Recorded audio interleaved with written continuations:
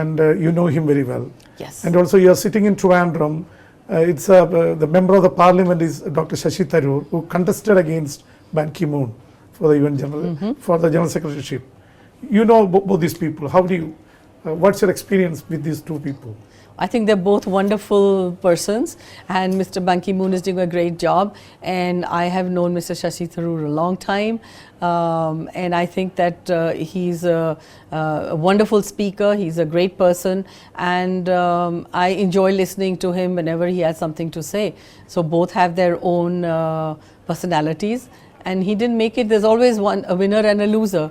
So that's it, and I think the fact that he did not become the UN Secretary General is why you have him here with you now. Do they meet often? Yeah. Oh yes, I mean whenever he's been here, they have met.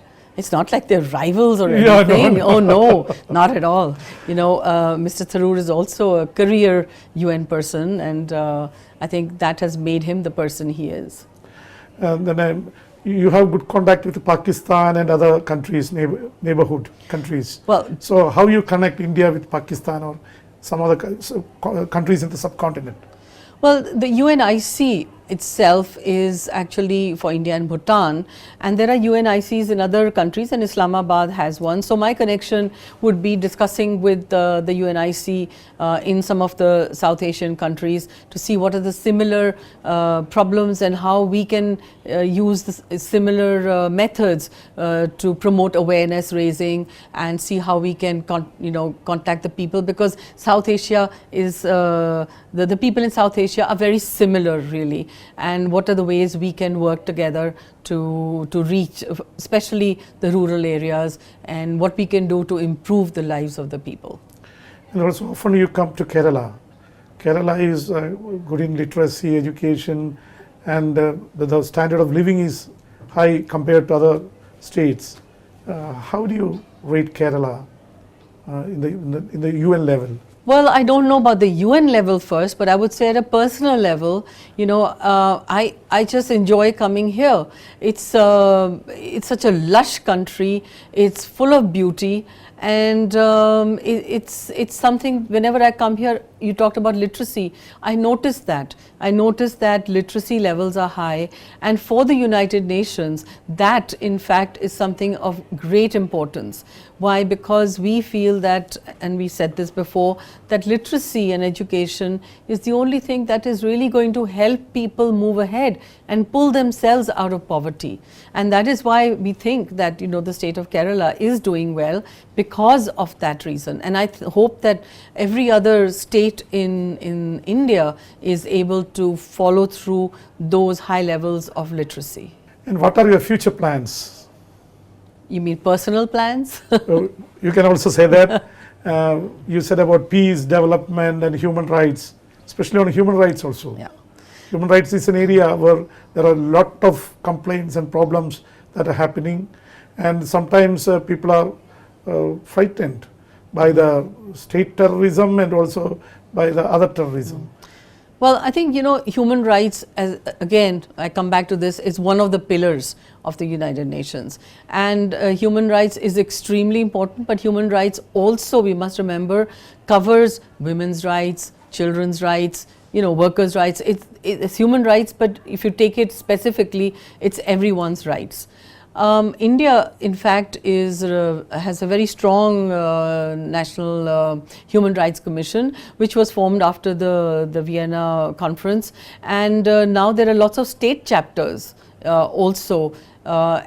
And I think that they really are trying very hard. There are specific chapters for also, especially women's issues, and human rights now, as India is trying to impose them, is a really, I would say, effective chapter. It's got a long way to go. Human rights is something very complicated and very complex, but I think that as far as India is concerned, we are way ahead of perhaps many other states. We enjoy a certain number of human rights here that give us the freedom that we have and that India loves.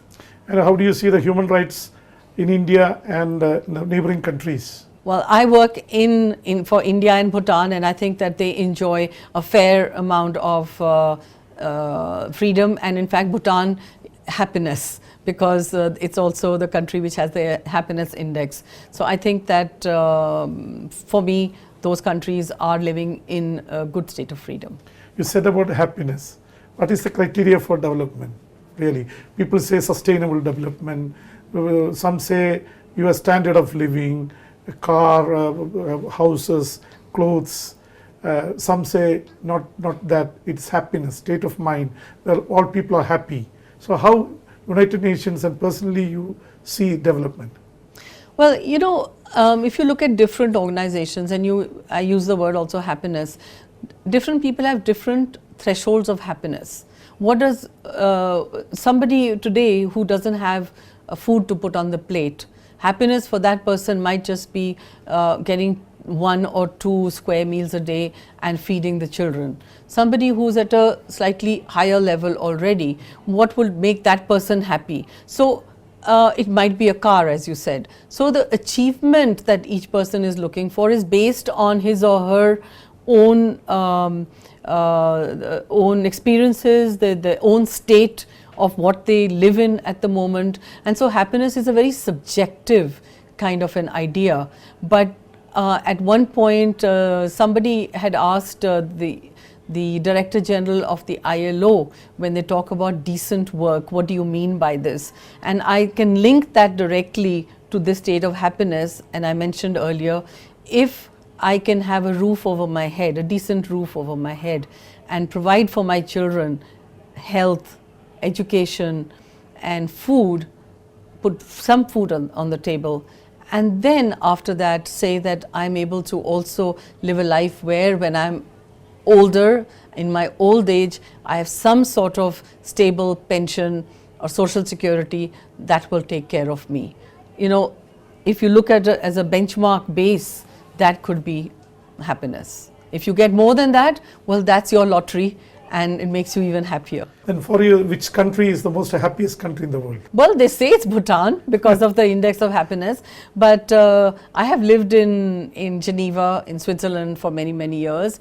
I think that the people are happy, but again, I would define happy in many different ways. So I can't really say which is the happiest country to live in. India is a very happy country to live in for many people. I mean, but there are crores and crores of people who doesn't have enough food to eat. Right. And close to where? No. So there are many happy people here, but in many countries of the world, because happiness is subjective, you have happy people, even if it's a very rich country, and there are not so happy people. So I think it's really something that cannot be defined immediately. There are surveys that are done, you know, and every couple of years people fill out census and they're asked a question about happiness. But I think that in general, India is a happy place to live in for many people. Sometimes India is always termed with China and US as a coming superpower. But some people also say that India is super poor. So how do you see that?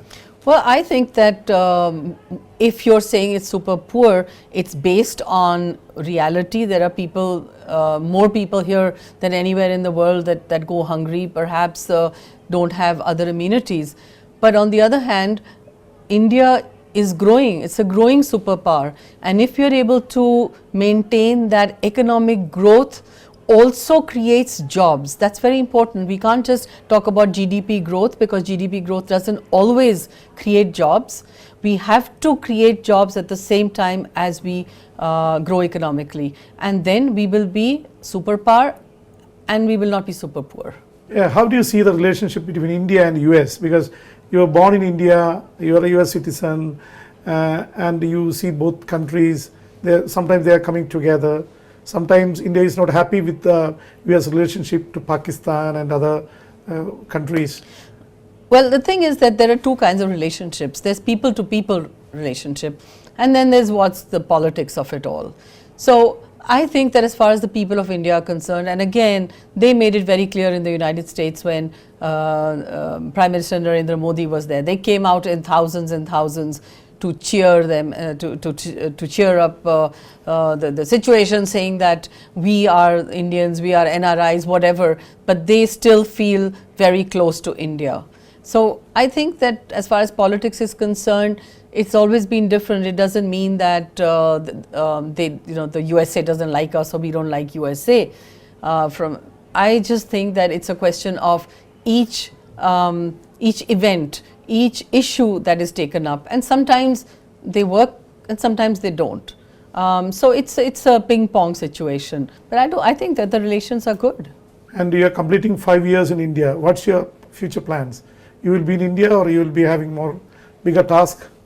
Well, what happens is that once we've been in a place for that many years, usually we move on, and I will also move on like many others who come internationally, and leave this behind for somebody else to come in with new ideas, different ideas, because the more ideas we have, we can implement. It just makes everything richer.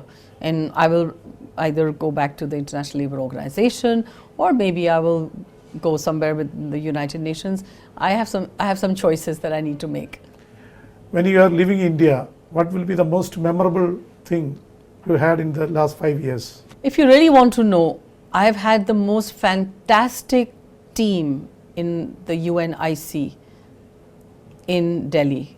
And with that team, we have done a lot. We have done a huge amount of advocacy. We've made lots of new partnerships, and with very little.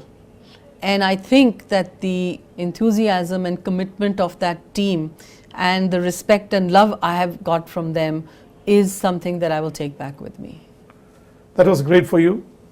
It was. Very, very good. Madam, other than your international diplomatic activities, you are a very good painter. And you have painted a lot of things, and you did an exhibition in Delhi, and you have also connection with Kerala in paintings. What's your experience? Well, thank you for asking that, because I don't always think of talking about that spontaneously. My trips to Kerala have been, as I said earlier, very memorable. And the first trip to Kerala, some of the photographs that I took were of the Chinese fishing nets in Cochin. And one fine day I decided that I needed to find time to go back to painting, because I don't get a lot of time with all my work. And so I decided to get back to painting. And many of the first few paintings that I did were actually paintings on Kerala.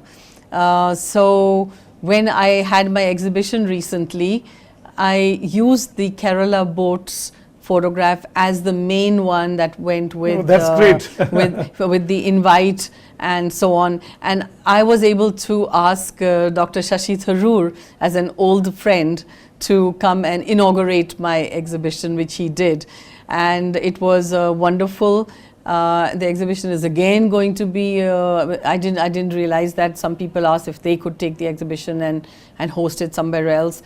So again, Kerala plays a big part in those. And I'm sure that from this trip, if I get any free time and I go and photograph some places, maybe my repertoire of Kerala will only grow. So you can take these Kerala paintings also when you go back from India? Absolutely, I plan to, and I have captured some real moments, memorable moments, and one is a flaming sunset, and nobody believes that that's not make-believe. You know, it's so beautiful, it's so fiery that it doesn't even look real, but it certainly is real.